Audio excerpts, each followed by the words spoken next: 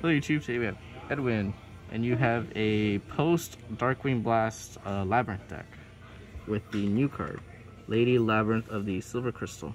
Castle, my bad. You lacking, bro. How many cards is in the main deck? Should be in 40. 40? Okay. Yeah. Alright, let's go ahead and get into it. So, to start off, we have the two new card, Lady Labyrinth of the Silver Castle. No, can you please explain this card for people who don't know? Yeah, so this card's really nice. When you have a set card, they cannot be targeted or destroyed by your opponent's card effects, which comes up. And then whenever your opponent or you activates a trap card, you can chain its own effect to set a trap card directly from the deck. And then also, if you activate a Labyrinth card effect or a normal trap card effect this turn, you can special it from hand.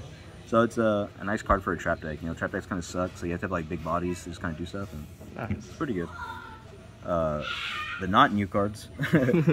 The Lovely Labyrinth. You still need to play one of this card. It sucks to draw it, which is why we only play one. But its effect is too good for the deck. It gives like a new element of grind game, so you gotta play it. Okay. And the popping card is pretty nasty too. But next we have the triple Ariana. This is probably the best like Labyrinth card in the deck that's not like the level 8s. It searches the whole archetype, so you can literally search any card that says Labyrinth on it. So even the monsters? Even the monsters. It says a Labyrinth card. Oh, okay, that's pretty cool. So yeah, that's why I played 3 of it. I saw some people playing 2. Honestly, you probably want to play 2. I think playing less monsters is actually better. Because I've seen 2 and then 1 of that. Yeah. Sometimes I think maybe just 3 or 2 of this, but nah. Yeah, this card was really bad. This card was really bad. So in the future, you're probably not playing this card. I'm probably not playing this card. Okay. I mean, I might still keep it at 1 just because you can make a Bistoller sometimes. But like, a Bistoller is literally only good against tier limits, and so it's kind of iffy. But for more Labyrinth cards, I played 3 Chandragleer, 2 Stovey. Okay. So what's your idea behind this ratio? So thought process. So all of these have the effect that you can send them from the field or hand to the grave, and then discard another card to set a Labyrinth spell trap directly from the deck. I thought it was pretty good. I think it's better if you play Backjack. I think I really missed out on Backjack today, actually. You got to play Backjack, and then the reason why I play 3 of this is because for the discard traps I do play, you can add them back to the hand. And so just always having like some kind of resource for those traps is really good. This one specials back from grave, and the only reason it's relevant is because I played this card in the extra deck, the new card. We'll get to that in a second. Yeah, we'll get to it in a second, but just so you know, that's I think this card's probably fine at 1, to be honest. Okay. But I think that concludes the monsters for the deck. Okay. And then the rest is just good cards that work with the deck. We'll leave this here for the new vibes. But I only played 1 of the field spell. I think you only need to play 1. This is also a card that like it doesn't feel that great to draw. It feels good to like be able to search it out if you already have access to this card.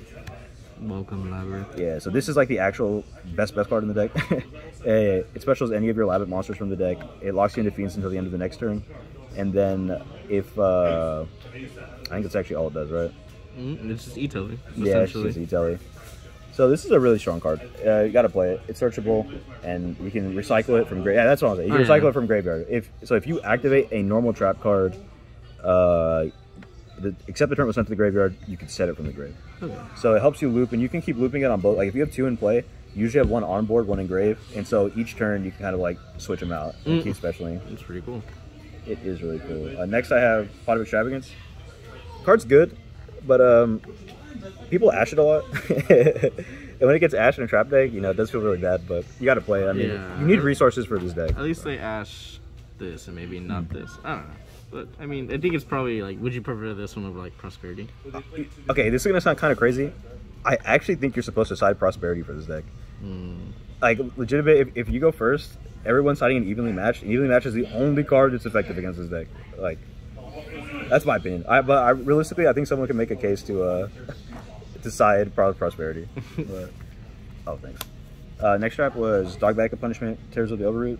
Both good cards. I'll just put out some more traps. What does Terror do for people who don't know? So this card, it lets you target 1 card the opponent controls and 1 card in their graveyard. If it resolves, then you can send that card on the field to the grave, and then you can set the other card you targeted in the grave to their field. So sometimes this comes up being like really clutch. It's more so just for spot removal, since I didn't really have any like straight up besides the Phoenix Wind Blast. And so, you know, like if somebody has a Floodgate or someone has like Mystic Mine or something, you know, this is a card you can use to out it. And then of course D-Barrier. This card's kind of terrible, but it's kind of good at the same time. Like, if you play against a guy who's not using any of the things that are on the card, it sucks. But when, like, the meta is kind of using cards that are based around it, so I think it's good enough with the main deck. But you could consider cutting it. Compulse, yeah, this card is really good in this deck. It targets any card on the field, so you can bounce your own cards to the hand, which any monster. Yeah. Any monster, yeah. So you can bounce your own monsters. It comes up sometimes. And then, of course, you can recycle it, just like you can recycle every other normal trap in this deck. To round out the normal traps, we have IDP, pretty solid card, and Paleozoic, spot removal. Okay. And IDP, the classic card.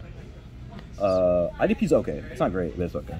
Rivalry. Rivalry is interesting. Like, the matchups where it's good is obviously really good, and the matchups where it's bad, you just kind of wish you weren't playing it. So that is true. I consider cutting this. Something to note with this deck, you want to play as many normal traps as possible that are like spot removal cards.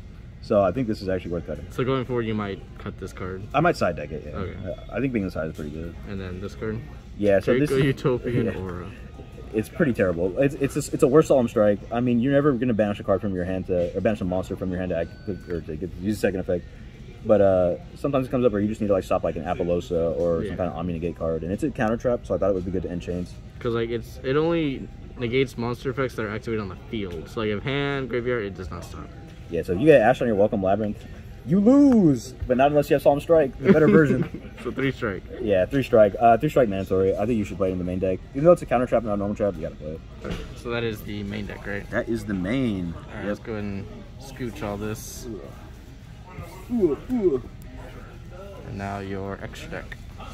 The extra deck. So the extra deck is like literally just jank.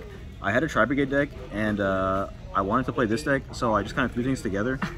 And so I guess I should go ahead and show you guys all the Tri-Brigade cards. Here you go, you've seen them all. Oh no. Oh, this is not a Tri-Brigade card, my bad. Yeah. But these are like my Tri-Brigade Sprite cards. I literally just needed cards to fill up the extra deck for extra. Yeah. But to get into the real cards of the deck, Muckraker of the Underworld. So this is a new card. What does this do? So I couldn't tell you everything it does. All I know is that you can discard a card and special a Fiend back from graveyard. Okay. And so sometimes that comes up to get your Ariana back online, which can get your Welcome Labyrinth back online. Or even like your ladies back. Yeah. Or is it any fiend? I'm pretty sure it's any Fiend. Fiend. Yeah, you target one Fiend monster graveyard. Okay, so it even gets the ladies back. Yeah, so it's interesting. Like if you actually want to play extra, I think you should pick up 3 of this card because I think it could come up in theory, especially if you play like Stovey and Chandelier, it can come up. Okay. But yeah, Abyss Dweller. This actually comes up if you play Ariane. Sometimes you can use Ariane's effect, special Ariana from the deck, and then overlay for this on turn 1. And so against Tier Laments, you know, this comes up. Tri-Brigade or something, this could come up. But it's just very much okay. You saw me playing Punishment, so I played Garura. Comes up sometimes. If they have less than 1500 attack, you can get a draw for your Punishment. It's okay. I never actually did it. But Entis. Main card you probably said. Yeah, we're playing Punishment. Entis is crazy with Punishment. It's been crazy since it came out. Like, you definitely got to play multi. You should be playing 3, but I only have 2. Underworld Goddess of the Closed World. Yeah, clearing anything that's unaffected. It's a Fiend monster, so you can't technically summon it, even with the Welcome Labyrinth restriction. I never actually made it. Almirage, whenever I was playing Backjack, this is what it was for. I think Backjack has less than 1,000 attack, so... people are playing level 1s to like Link and Revo and stuff, which could be good. But I mean, literally, I don't think I made a single extra deck card besides Abyss Dweller. Okay. So yeah, you played a lot of just filler cards at this point. Yeah, Nightmare Griffin. I mean, it's a Fiend. It could have come up. Okay, this card actually can come up because it is a Fiend, so you can still summon it with the restriction. But I feel like your monsters never have enough attack that you can actually double one of their attacks into like OTK. So you can always do the other one. What is it? Pot of Greed or Draw 2? Yeah, you could. Actually, I probably should have done that more times than I did. But I don't know. It's a Fiend. You can summon it, so that's why I played it. Alright, this is your side deck now. Yeah, so the side deck is also really jank. Like the whole idea behind this was just to like test with the deck today with the new card, and it's actually pretty damn good. Side deck, I just put these two in. I didn't know if I wanted to play more of this. And I didn't know if I wanted to play more of this. And I didn't have anything else to put in this spot, so I just threw them in. Okay. You probably don't need to put these in the side. Fiend Griefing. If you play Backjack, you should have had this in there. Maybe not should have, but this card's really good with Backjack. Yeah. Against the tier matchup, you like target the cards to activate and then send a Backjack. So yeah, it's like +2 off of that. So going forward, you would probably main the Backjack. Yeah, I think main deck Backjack's actually better. Okay. And then so 1 D barrier because I had 2 in the main. You know, we're playing trap deck. We gotta try to protect our back row. True. We're playing a trap deck. We gotta try to stop the other back row decks. Evenly Matched is fucking broken right. Oh, pardon my French. Evenly Matched is broken right now. You should play this card in like every deck that you have. And 3 Judgment. Solemn Judgment. Another card to beat. They're a good card. I'm Against saying, Baghdad. dude. And you know, whenever you're as bad as me, you Solemn Judgment, they evenly matched, and then you get evenly matched again. But let's go. But hey, that's life, right? But, hey, leave some comments. Let us know how to make the deck better. I'm trying to make it better. I had a lot of fun. Yeah, constructive criticism, but overall, like, you love the deck. It was pretty good. Fun. Yeah, it's a trap deck. It's You'll definitely keep playing it going forward, probably. Yeah, I'll give it more tries. Yeah, it's really fun. I mean, I didn't do bad either. I did pretty well like today, and then yesterday I topped with it. So that was without the support. But. Okay. All right. Well, thank you, Edwin. Congratulations, and subscribe, right? Subscribe, like, and subscribe. All right. Thank you. Good night. Peace.